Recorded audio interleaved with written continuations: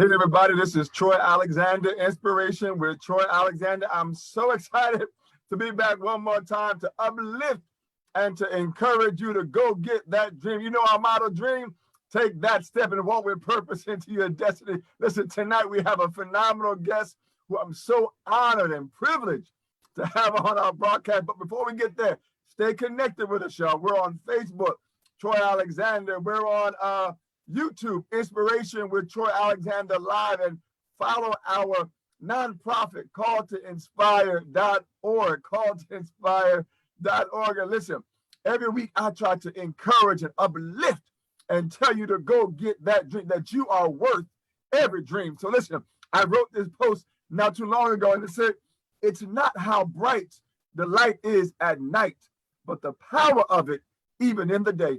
So I'm here to let you know that no matter what time it is, where you go, what position, the greatness of who you are is going to shine. And there's nothing else that can outshine your purpose and your destiny. So I'm so excited to encourage you to continue on and be the great person that you are destined and that you already are. So listen, tonight we have a phenomenal guest. I'm so honored. Listen, she is the National United Miss Buckeye State. Her platform, hashtag no child deserves a trash bag. Can't wait to talk about that. Started foster care platform at the age of 15 years old when her parents became a foster family.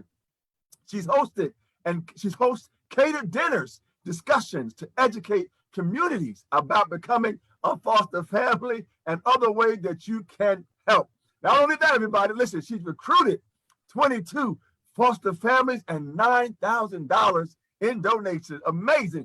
Listen, she is double majoring in early childhood education and special education. Let's welcome Molly Downey. How are you, Molly? I'm great. Thank you so much for having me. I am so excited to be here. Oh my goodness. Listen, it is truly an honor. Listen, I said before the show, it's a privilege. You are truly amazing. There's a light of greatness in you.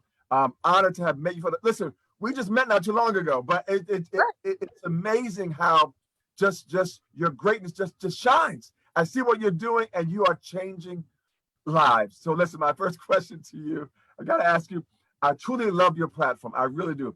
Tell me about No Child Deserves a Trash Bag and why you felt this so moved to be able to make this your platform.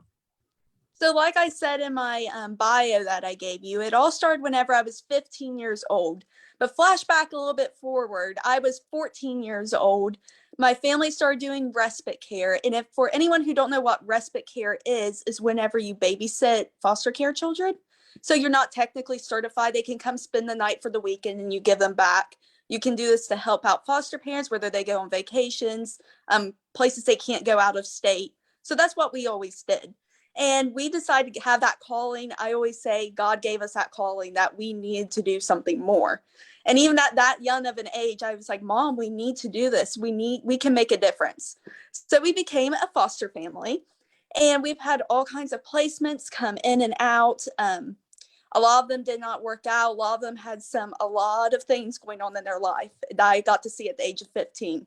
So I was able to really understand and grasp those things very early on. And so whenever these kids were coming in, they would have a little bit of belongings, not too much, but they would just be carrying it in armfuls, or they would be bringing it in a trash bag. And I remember looking at my mom saying, Mom, that's not right. They should be having something to put this stuff in so that they don't look out of place whenever they're coming and going. And so I waited a little bit. Some more placements came and went. And then I went to my local foster care agency. I was like, Mom, I'm just going to walk right in the door. I'm just going to go in and flat out ask them, what the heck is going on? I was 16 at the time. So that was a very bold choice to do. And I walked down, I was like, hey, what's going on? Where are these bags? Is there anything I can do to help? And they said, well, to be honest, we have no program. We have no funds. We would love to help them. Do you have any ideas? I was like, watch, I've got this. So at age 15, I helped a local lady start a nonprofit called the Bear Hug Effect. and we help children in crisis. We give them bags whenever they come into placement to kind of give them that comfort during this craziness in their life. And then we also, for the children in placement, we went and took it to their homes. And so in these bags had age appropriate items such as socks, clothing, coloring books, pencils, pens, blankets, just anything to help their transition be more comfortable. Wow. Listen. I have to applaud you, Molly, because I'm like at age 14, and I have to ask you, do you remember what sparked the conversation about foster children? Like, I mean, what did something happen that this became a topic of conversation? So my mom is an early childhood teacher. She teaches second grade. And during that time, we had quite a few foster children in kindergarten, which was in the same hallway. And I would talk, the teachers got to talking about how they needed a mentor. And I was like, Mom, I just want to go down there and visit them. I just want to go down there and talk to them, just be their friend. And I remember going down there, and my mom and I fell in love. We were like, we can really make a difference, whether it could be kids in that school district, whether kids to be in a surrounding school district. We just knew, we always had that in our heart. It's always been a calling, but we just had to have those kids in the school district to know, okay, this is it. This is what we want to do. Molly, listen, I gotta ask you, first of all, that's amazing. But you're 14 years of age, right? Right. And so most 14-year-olds, like, they're not thinking, can I help out another child? Can I be, how do what we do? What tell me your, like, up to age 14, what happened? What was your experiences like that made you such a beautiful heart and spirit? Like, how did you become this 14-year-old amazing, and then gonna turn around, walk into an agency and say, what are you doing? Right? Yeah. We have to make a, tell me how did you get to be 14 and be that person, that young person that had such a humongous, beautiful heart? To be honest, I got to thank my mama for that. She always told me to be thankful for what I have and to always help others, even starting at a young age. Before I even knew about pageants, I started pageants whenever I was a junior in high school. I was almost 18 before this even happened. And so prior to even pageants, I just knew community service, helping others, was the biggest part of my life. Even at the young age of 14, I knew my values of helping others. I've always been grown up in church, and one of the biggest things, I'm a Baptist, and our biggest thing is we help others, we serve others, we educate others, no matter where your stance is in life, we just care. And so I think that was the biggest part, is always my mom showing me those examples as well. Wow. Well, we applaud your mom, because she has done a phenomenal job in just empowering you and loving you and being there for you, and just to get, again, to be 14 years of age, and you're like, we have to do something, and then walk into an agency like, this is unacceptable, Yeah. and to actually want to make a change. That's powerful. Listen, I'm so proud of you, and I applaud you. Oh my goodness, yes. So I gotta ask you, it's what does it do for you to see the expressions on these young people's faces when they receive? Now, is it like a case now? How are the items actually given? So what happens is I have, with my nonprofit that I share with another lady, we have a warehouse where all of our items are stored, all of our backpacks are stored. Our local agencies gives us a call every so often, be like, hey, we have these many new children in custody. Here are the ages. Here are some of their interests. I even have built a connection within the government system around here. I have volunteered in juvenile court. I became very familiar with the juvenile judge, Judge Alan Lemons. He is like my new best friend now. I was able to go in and help in his court system with cases as well. And we just kind of had this interconnection trust. And I would honestly sometimes get calls in the middle of the night. Hey, we have a new case. This child is being taken from the home. Is there anything you can have? And I'd be like, be right there, 1 o'clock in the morning, making a personalized bag and taking it. It's just what I live for every day. Yes, you are all in. You are all in this. Yes, Yes. Wow. I mean, it's just amazing to see like how much you give and you devote. And this is, I mean, you created with this other person a nonprofit to help to support like who does I like I want to know like what's next because after a while, like I'm thinking like a foundation, you're going to create this, endowment, you're gonna just Yeah, go on. Yeah. I'm like, I'm not surprised at what you do next because it thank is you. so amazing. Are you able to actually engage? Because I know sometimes it can be a little bit with the courts. Are you able to engage with the youth, or do you just give the bag to the courts or to the, you know what I mean? Are you able to actually engage with the youth? Yeah, so from building those connections, I have been able to engage a lot with the youth. Whether I'm volunteering in court, being sitting in on cases. For a while, I was a mentor to where I would come in, go talk to the child, and then kind of express their interest in court. So I got to see a lot of interesting cases that I never thought would have even been possible, as sad as it is to say. But it really opened my eyes to a lot. So those experiences have really truly have made my drive become even more for this whole big platform. Wow, wow. Do you have any idea as to how many youth you've been blessed to impact? So I think around so far as I've counted, we're approximately around 5,000 bags right now. Right Wow. now, though, our biggest issue isn't necessarily the bags, but what I've been doing is creating these catered dinner discussions, trying to recruit foster parents, and also just encouraging others, whether if you don't want to become a foster parent automatically like we didn't, there are other ways you can help too, whether that's through respite care, becoming a CASA advocate, which is a court appointed special advocate. You can get a background check and be a mentor, whether just take a child to the movies, take them to get ice cream. A lot of them don't know what the movies are. So just being that special little impact in their life is amazing as well. You are giving life. You are giving life and hope to so many children. And I'm like, wow. I mean, it's do you really know what impact you're having? I mean, you are changing lives. You are allowing these young people to have even a greater push and lift of encouragement to know that somebody cares even more about them. And I love that about you. And listen, you talked about these dinners. I'm like, who does this, right? Who has these dinners? You want to educate the community. You want to recruit families. Like, how long have you been doing that? So I've probably been doing that since I've been really and truly recruiting foster families since the age of around 17. I decided to do that.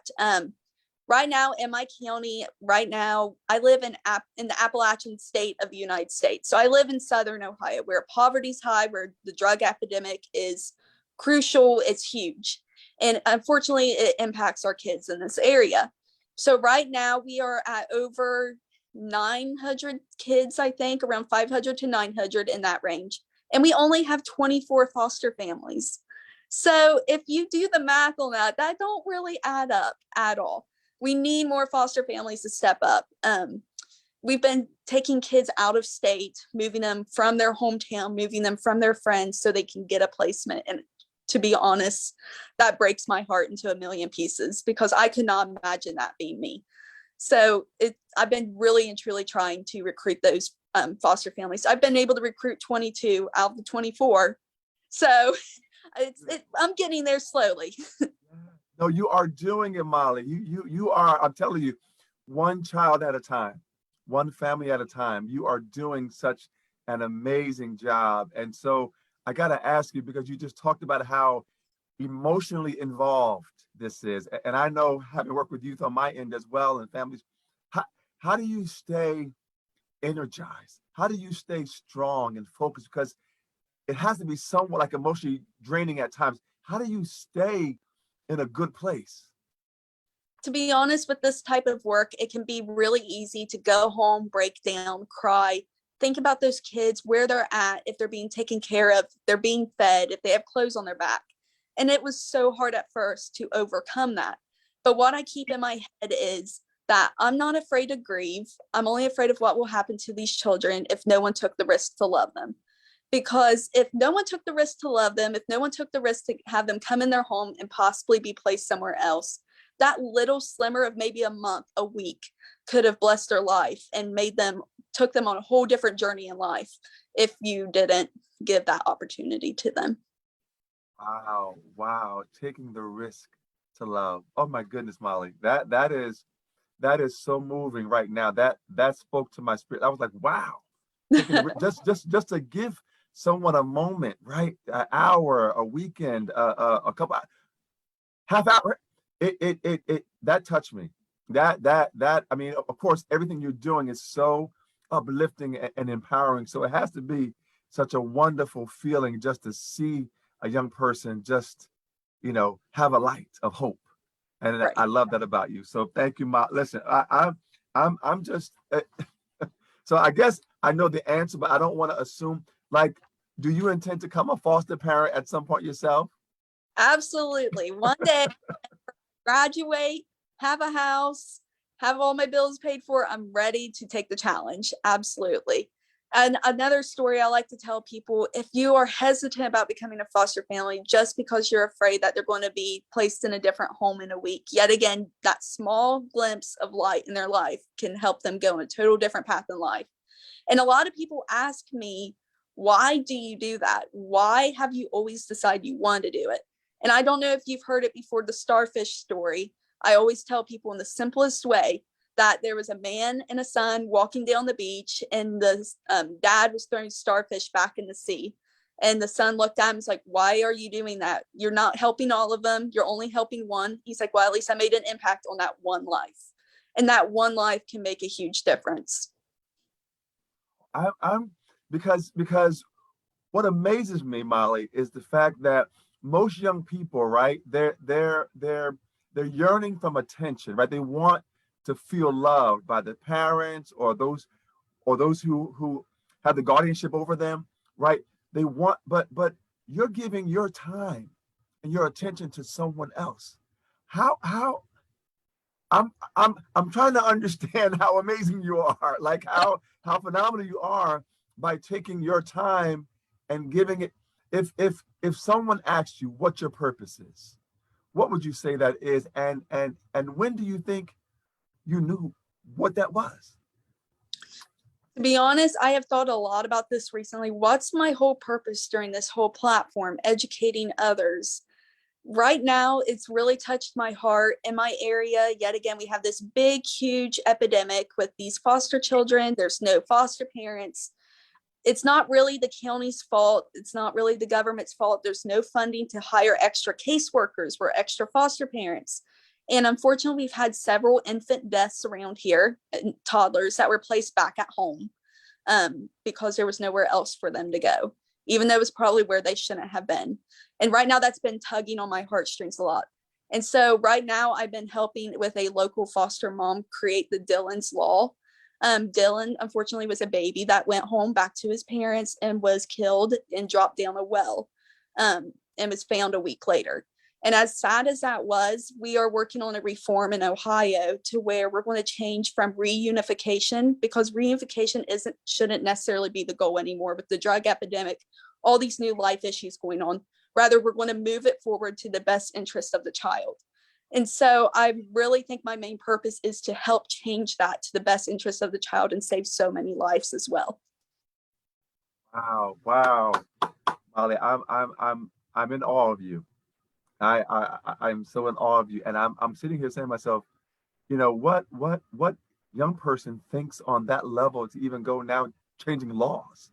I mean, that is truly amazing. And I'm like, are you going to become like in Congress? Are you thinking about going for like the presidency? I don't know, but whatever it is, all I know is you are actually changing and saving lives, and that has to be such a wonderful feeling to know that one starfish, right? That one matters. And wow, I thank you. I thank you so much for doing that. And it's amazing, as you are. Listen, I got to ask you, I was on your website and I saw something called Skateboards for Children. Yeah. Tell me about that.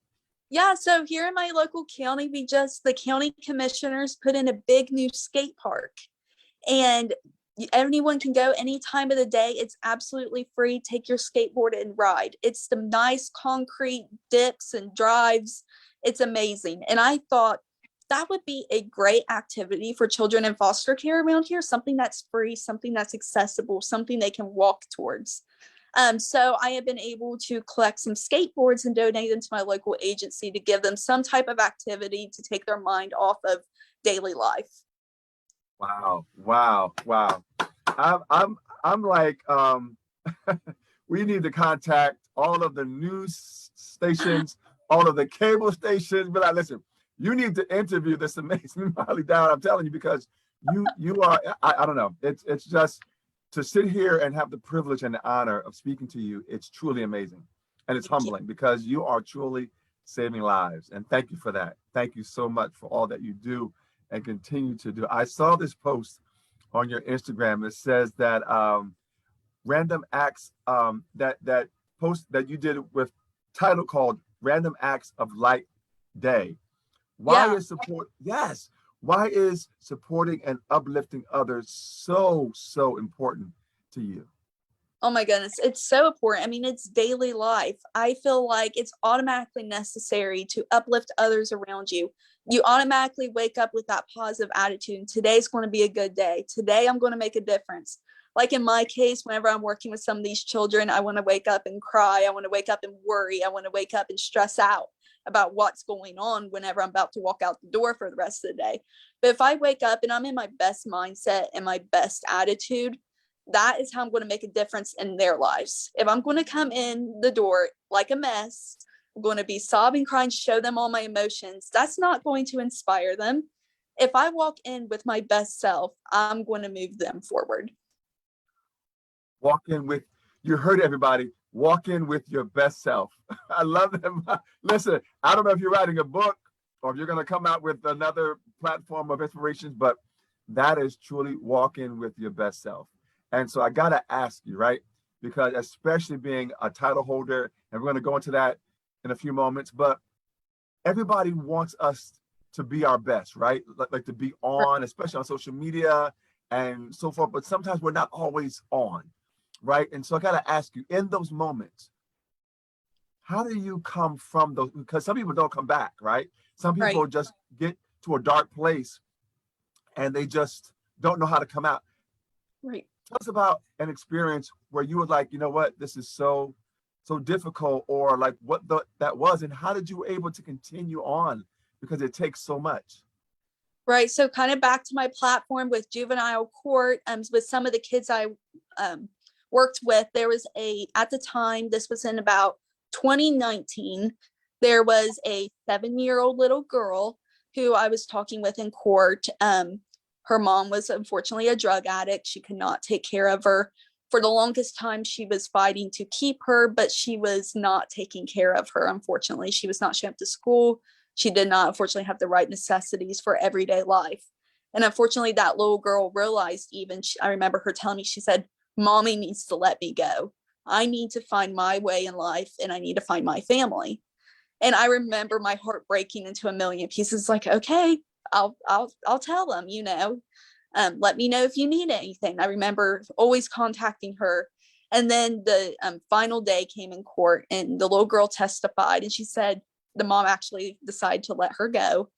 And she said, "Thank you, Mommy, so much for letting me go. I will always remember you. And thank you for having me go in my next journey in life." And that inspired me so much to keep going. As sad as that was, and as broken as I realized there was a 7, 8-year-old little girl who stood up in court in front of the judge and jury and her mom and said that. And that was so inspiring to me. Not only can I inspire these kids, but those kids inspire me as well. I can hear it in your voice. I can hear it in your voice. It's beautiful and it's wonderful. I'm just so proud of you, Molly. So proud of you and all that you're doing. And I want to just talk a little bit about pageantry. Listen, I'm listen.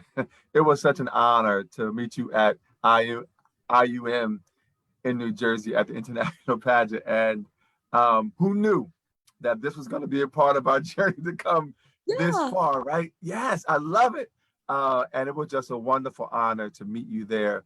And so I'm grateful for Holly and Chrisanne. I told you I love them. I'm so proud of all they're doing with IUM. And so I got to ask you, how did pageantry become a part of your journey? So, like I said a little bit earlier, I did not start pageantry until I was a junior in high school. I was 18 years old. So, Wow. community service came first and then pageants came later. And I remember always growing up and seeing pageants. I remember I was interested, but never interested enough to take that big step and actually go forward with it. I was the girl, surprisingly, whenever I was younger, way before 14. I could not look you in the eye. I could not have a conversation. I could not speak to anyone. Total different person now. But I remember going to my mom and be like, Mom, I think this is something I want to do. I think it'll bring me out of my shell. And my mom's like, okay, try it, see how it goes. And so my very first pageant was a small town festival pageant. I had so much fun with it. And I was like, Mom, I want to keep going.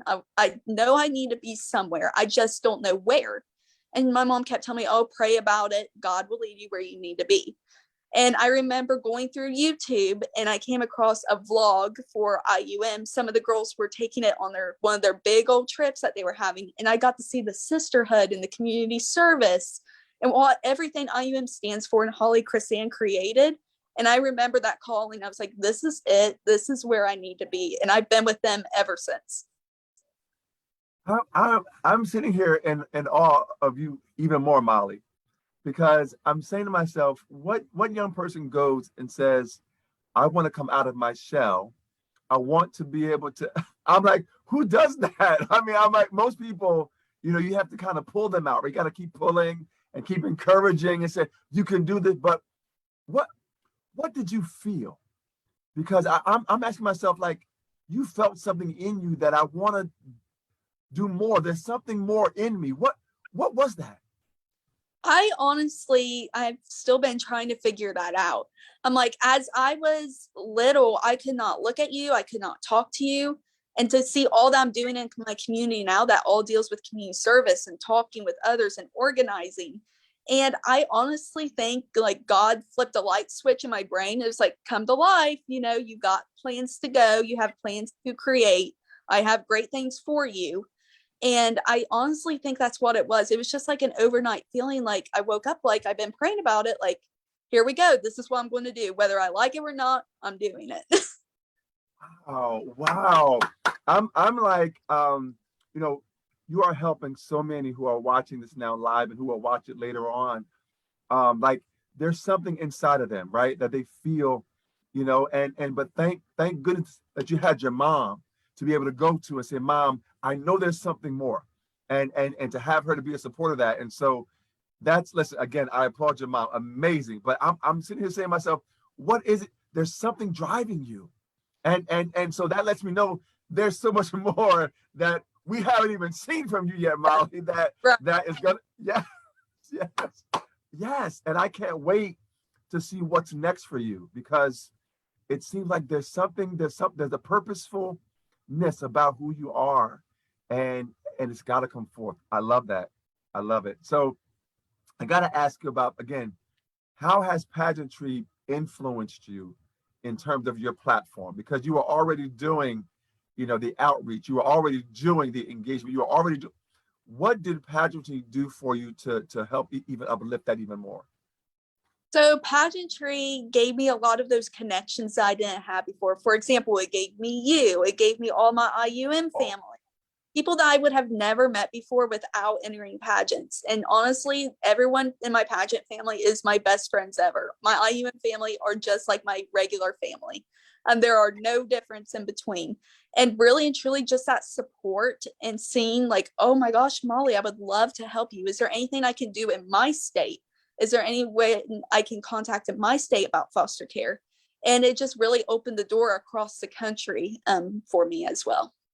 Wow. Well, listen, I'm honored and humbled to be a part of that, because I'm truly, it's, we met for a few moments, but there was something special about you that I knew and that I saw. And Thank you so much for allowing me to be a part of your platform and your journey in any way that I can to support you. So thank you so much, Molly. I so appreciate you so much. So thank you for that. I have to ask you, you are truly an advocate for children. And I'm asking myself, what does that feel like? I mean, because you have to be like a very strong, a very persistent person. And so I'm asking myself, do you know how much of an impact that and you're doing it, but have you always wanted to be an advocate or advocate for something? Like, did you feel that in you? So like at the age of 14, whenever I stomped into that children's services agency and demanded to talk to someone, I Yes. just really had that advocate in me. I didn't know necessarily at the time that I was going to be working in court. I was going to be working for these bags. But I knew there was just something deep down inside of me that had that leadership and being an advocate for others. And little did I know, with my platform, as well as it kept growing and we kept getting more placements, I actually have my little sister now who we adopted. And she inspires me every day. She is my biggest joy in life. We got her when she was 3 days old. She was born neonatal abstinence. So that is when she was withdrawing from drugs, unfortunately, and the mom abandoned her at the hospital. And so we've had her ever since then. And I remember that first week that we had her, my mom and my dad had the flu. I was 16 years old holding this prenatal little baby. I was like, oh gosh, okay, this is when I need to be an advocate. This is when I need to be a leader. I got to do this. And so ever since then, she has been my best friend in life. And she's always helped me with my platform. We're open with her. She knows her story. And she actually she always tells my mom, can we please get another baby? Can we please get another baby like me? And my mom's like, oh, we'll see, Oh, So just being wow. about it as well. Beautiful. So beautiful. And she is so blessed to have you as a sister and your parents as parents. So no, thank you so much. So I want to go back to pageantry for just one moment, because most people don't want to face what they might consider a fear or a challenge. Tell me about that moment, if you can recall the first time that you were on stage, what that was like. Yeah, so I definitely remember that. I remember literally shaking in my heels, my teeth chattering. I was so nervous. And I had a pageant mom at the time who was helping me. I call her my fairy godmother. And she came up to me and she grabbed my face. She said, you can do this. You get out there. You have plans for big things in life. You can do it. Go. And I remember her practically throwing me on stage, be like, okay, this is it. I am going. And ever since then, after that first time on stage, I remember my nerves calming down, be like, okay, I can do this. I really can do this. This is so much fun. Oh, and what age were you when you became National United Miss Buckeye State? So I am 21 years old right now. So that's whenever I became National United Miss Buckeye State. I became Miss Ohio last year for IUM. And I was 20. I actually got the title whenever I was 19. Then I turned 20. And prior to that, my very first IUM state pageant, I was a teen. So I was 18 at the time. Gary turned 19, and I was first runner up. So it just shows you, I didn't even win the first time whenever I came to IUM, and I knew there was something special. So I kept coming back. And that says a lot about the system as well.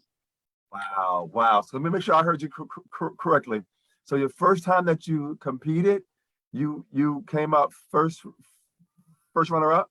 Yes. Yeah. Now, Molly, now who does, now listen, who all of a sudden says, hey, mom, I think I want to come out of my shell and try pageantry, right? And you do it, and your first year, your first runner up. Right. I mean, so I mean, it's amazing that your journey has gone the way it has, and and then what? 2 years later, or a year and a half later, then you're Miss Ohio. Yes. Yeah. The following. Yeah. That's amazing. I hope you write a book one day, or there's a movie about you one day or something. But I mean, it's so inspiring you are, Molly. And again, I'm so proud of you. So proud of you. So I got to ask again, I saw on your Instagram page Fact number 9 that says that the majority of children in foster care just want love. For you, what would you say is the meaning of love, and how do you know it to be so in your life? So, from a children in foster care's perspective on love, I have learned if you give them a roof over their head, clothes on them, give them food on the table, and just show attention to them, they consider that love, the most basic love you can have. Because prior to that, they had nothing. They had no attention, no food, no clothing, no housing. And so, just to bring them in and just show that much love and compassion for them, oh my gosh, they love it. I mean, I would too if I was them. And with them too, they bring in a lot of stuff that they've had going on with them. And you got to learn to love those flaws as well. They're not perfect coming in. They're not this perfect child walking in and sitting down at the table and being mannerly. It's not happening. And so I have learned to love those flaws. I have learned to help them cope with those different mechanisms that they need to have. For example, we had a couple little girls at my house and they were food deprived. And so whenever they came in, we noticed they kept bringing food in and hiding it underneath the bed. And me and my mom, we took them to Dollar Tree. We got them a big snack basket. They filled it up with snacks and we just sat the bucket in their room. And that helped a lot with them coping with that as well. Wow, wow, wow. Again, wonderful. And I applaud you and your mom, and just wonderful. Those children, these children, even your sister, right, are so much blessed, right, because of your love and your light and your just beautiful heart. So I got to ask you, so many people, right, they tend to learn much more about themselves in different experiences that are aligned with their purpose, like challenges and difficult moments. And have you learned more about you through this path in your journey? Absolutely. So whenever I was 13 and we kind of talked about becoming foster parents, I was honestly hesitant. I was like, Mom, I'm not for sure about this. This is kind of crazy. I don't know if we can handle it. And my mom's like, let's just pray about it. We'll see if it'll come up. And then eventually, whenever I was 14, we decided to take that leap of faith and do it. But ever since then, every single year, I see myself grow. And even within IUM this past year, from last year to this year, I have grown so much as a person compared to that competition last year that it's crazy. To the point where my mom's even like, Molly, like, you have changed a lot, but in a good way. And so between my platform, between my IUM family and the people that I meet, it shapes me and molds me into the person I am today. Wow. Wow. I'm so disappointed that I didn't get your autograph when we met for the first time, because I'm telling you, and a selfie, right? But next time, one day we're going to get that autograph and that selfie. But just that's amazing. And so I got to ask you, because everybody is hearing such this awesome path that you're taking, your journey, your destiny, your love, your heart. What has been the biggest challenge for you, if you had to say, whether it's through the foster care and that path, or whether it's pageantry or this or that, what has been your biggest challenge, you would say?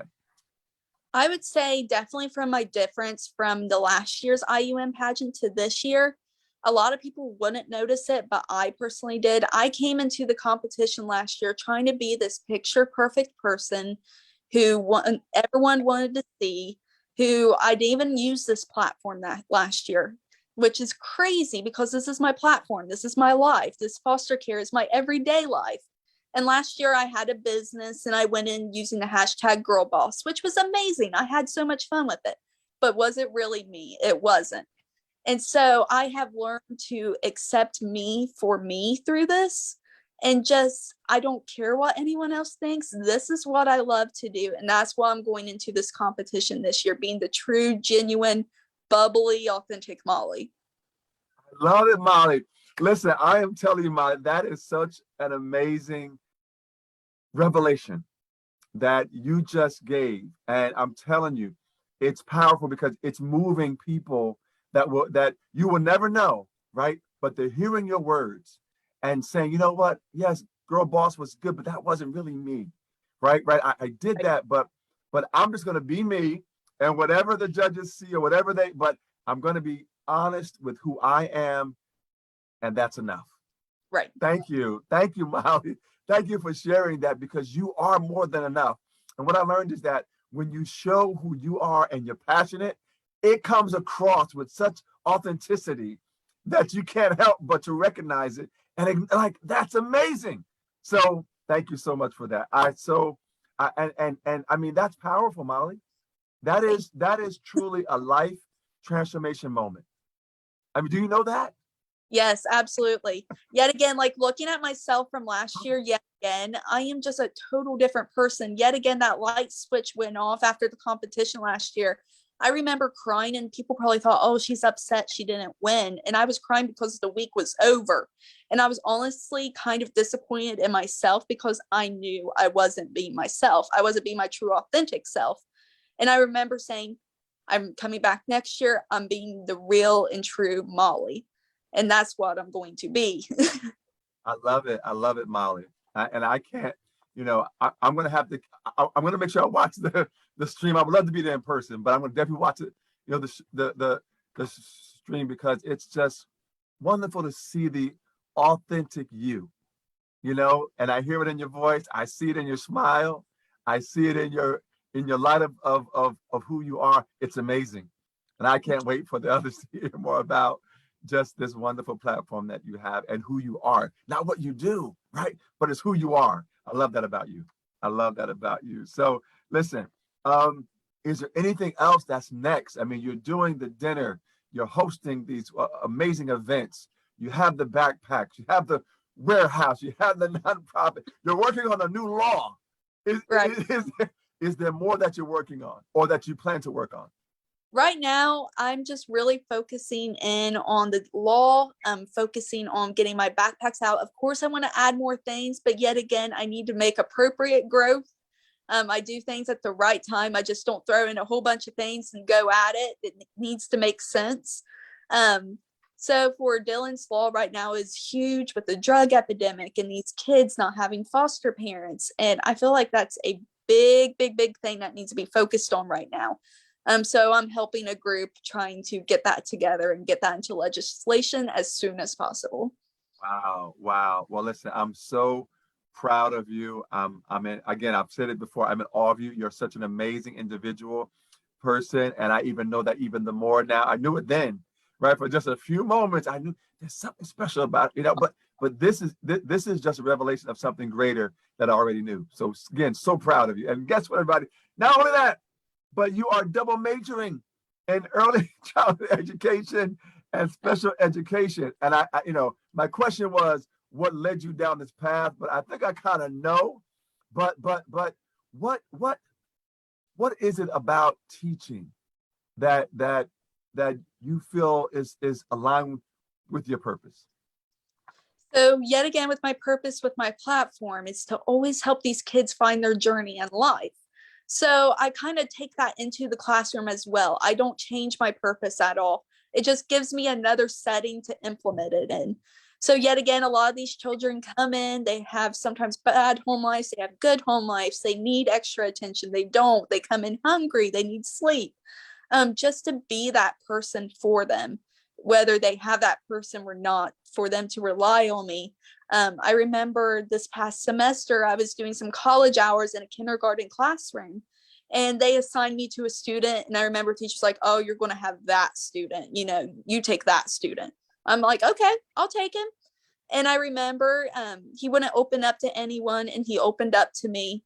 He told me he doesn't sleep at night. He doesn't get food at home. So I bring food for him. I let him sleep in class and catch him back up with his work, because if he don't get sleep, he's not going to perform.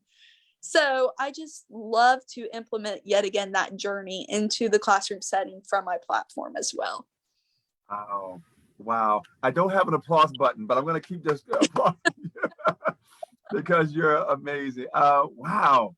So is there any part of your journey that you would change or do differently if you can go back and do it over again? To be honest, I don't think I would change any bit of it, the good, the bad. Yet again, we've had placements in the past to where it was so bad to where you were honestly afraid for your life sometimes, dealing with certain families. And as negative and as nasty it was, that made me who I am today. If I did not go through those deep and dark challenges and experience those bad in life, it would not make up the Molly that I am today. So I would definitely leave everything the same. Wow. Wow. Listen, you should really think about a book or a journal or something, because I'm telling you, your pathway is such an amazing one that's inspiring. I mean, I'm sitting here saying, because most 14-year-olds or 13-year-olds, even 12-year-olds, right? Like they want the attention, right? They want, and not to be talking about giving your time to someone else so that they can get the attention because you see the need. Right. That's amazing, Molly. That's phenomenal. So I got to ask you, is there anything else on the horizon? That, I mean, you're double majoring. You're becoming this amazing teacher. This platform. You're doing the backpacks and you're doing so much. Is there more? Right now, it's continuing on with pageantry as Miss Buckeye State. I love representing IUM. I love representing what we stand for, the Sisters by Sash, and being heroic.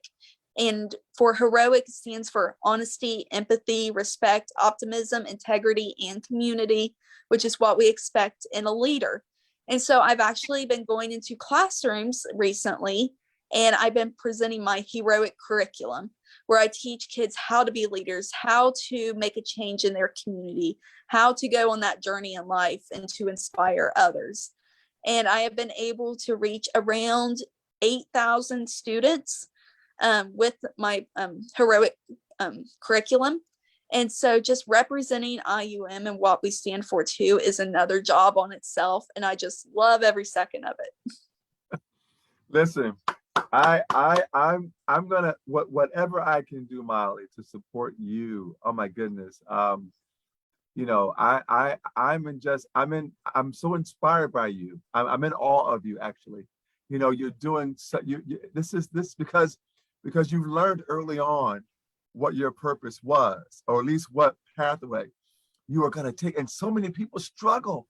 They're still struggling to find their way. You know, but you knew it at such. What was that? What did that feel like to know what direction that you were going in so young? Honestly, now it looks like I've always known. I knew what I wanted to do. I knew I wanted to do this platform. I knew what I wanted everything to do with it. I knew I wanted to be a teacher. I knew I wanted to be in pageants and represent IUM. But honestly, I have not always known that's what I want to do. It may seem like it now, but I did have doubts around whenever I was 18. I remember questioning myself, is this really what I want to do? Do I really want to teach for the rest of my life? Do I really want to keep doing this platform? And yet again, it goes back being to the genuine you. I did not want to accept who I was. I was honestly considering different paths. I was like, do I want to be a hairstylist? Do I want to go into law? Which law is still kind of a question because I can work with these foster children. But I was trying to find all these answers in life that weren't for me.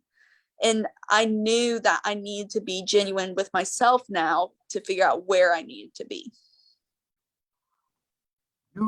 You really should have your own talk show. I mean, you literally, because I'm saying to myself, I'm hearing you, Molly, and I'm like, what, like, trying to find like you, and thinking about and to hear you say that you doubted at a certain point, right? What is this for me? Because all of us, right, at some point in time, we're like, I'm not sure if this is my.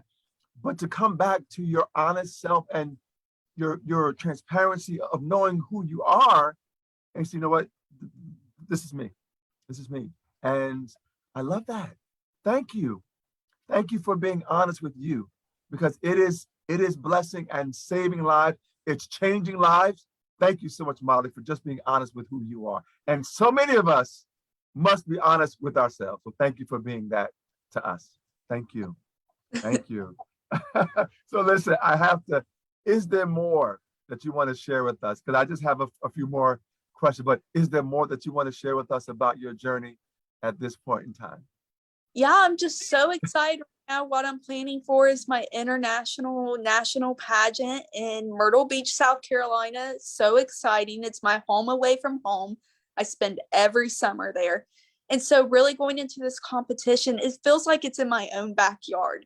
And honestly, I'm like, this is the perfect timing for me to go there and be the genuine Molly, like we've been talking about, in my home at Myrtle Beach. It's just honestly aligning for me. Whether I win first round, second round, don't get a place at all. I'm just so glad I have this opportunity to yet again be the genuine Molly and show myself what I'm capable of. I'm going to say this, Molly. Listening to your journey to me seems like you don't see everything, but you keep moving along that pathway. And as you move, things begin to reveal themselves. I'm hearing you, right? You might not have saw that, but it revealed itself to you when you got to that space. And so, I mean, listen, I don't know how it's gonna. All I know is it's amazing how it's in your backyard, right? Your home away from home, and it's so. All I know is whatever happens, there is such a purposeness about you and about what you're doing and who you are. And all I can say is continue to shine, continue to just let the brightness of your love and your greatness and your purposefulness and your beauty and your amazingness continue to shine, because it is such a beautiful glow. And I thank you so much for just continuing to be the wonderful light of inspiration that you are. So I got to ask you just a few more questions. Is what, knowing who you are, and I love the transformation of who you are. What do you say to someone who might not know how their dream is going to come to pass, or their purpose aligned, or know what do you say to them to not give up on their dream or on who they are? Honestly, what I found within myself and others, when trying to accept yourself, you're so scared that you don't want to accept it. You know it deep down in your heart, but you just don't want to open it up and see it. And so what I tell a lot of people, my big saying that I say, especially in pageants, is be comfortable with being uncomfortable. With that, for my platform, whenever I was starting it, I was uncomfortable. I was uncomfortable being in these certain sticky situations in court with these kids. I was going out at night and taking backpacks. I was uncomfortable at first, but then I became comfortable. I began to accept it. And so, what I love to tell everyone is just take that chance. You don't regret it. Be uncomfortable at first and learn to be comfortable with it and follow your heart. Thank you. Beautiful, beautiful, beautiful. And so, is there anyone that you want to acknowledge? Again, so grateful for your mom being there and being that support. Is there anyone else that you want to take time to acknowledge that has been a part of your journey thus far? Yeah, absolutely. So, of course, I want to thank my family. Even though at first they didn't see the importance in pageants, they didn't see, but now they saw me blossom into the person I'm in today, and they've supported me always. I want to thank them for that. I want to thank all my team who helps me with these backpacks, the people who push me in my hometown, who helped me follow my dreams whenever they believed me before anyone else could. Of course, I want to thank you for having me on here. You are such an inspiration to me. I love this show so much to inspire others. And also, I want to thank all my IUM family, my sisters by Sash. You guys are my people. I want to thank Holly and Chris Ann for creating this amazing organization where I feel like I can be me. I can be the real Molly. I don't have to put up a fake front anymore. They accept me for me. And I just love my IUM family so much as well. Wonderful. We applaud. Listen, we applaud them. We applaud you, because you decided to take that risk, take that step, take that leap into your purpose even the more. And I love it. And so many people and so many young people are blessed because of that. So thank you for doing that. We appreciate you, Molly. So my last question to you is, where can people find you on social media? How can they support your causes, your cause and your purpose? Tell us how they can connect with you. Yeah, so on Instagram, my username is at num.missbuckeyestate. You can follow my personal Instagram or my Facebook. Just type in my name, Molly Downey. On Facebook, I'm on National United Miss Buckeye State. And whereas for my platform, you can always contact me. I can give you all kinds of information how you can support me. But if you want to find somewhere, if you are out of state, if you're out of Ohio or even not close to my area, contact me and I will find some contact info for you, whether it could be your local county agency, a private agency, your local courts. I can get some contacts for you to help your own community as well.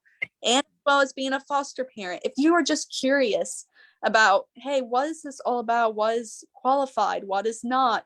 What do I need to do? What does this all entail? I would be happy to have any type of conversation with you as well.